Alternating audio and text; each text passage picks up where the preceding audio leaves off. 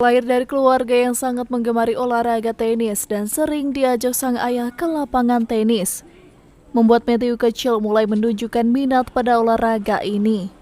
Di kala libur sekolah, hampir setiap hari ia dilatih ayah dan pamannya teknik dasar tenis lapangan. Tak jarang ia diadu dengan pemain yang usianya jauh di atasnya.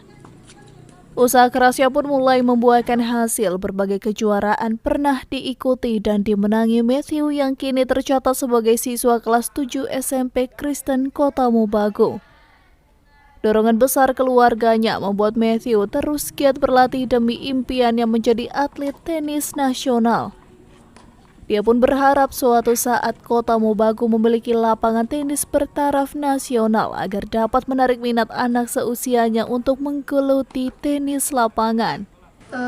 Ketertarikan saya untuk tenis lapangan karena dulu saya sering dibawa-bawa ayah ke lapangan tenis.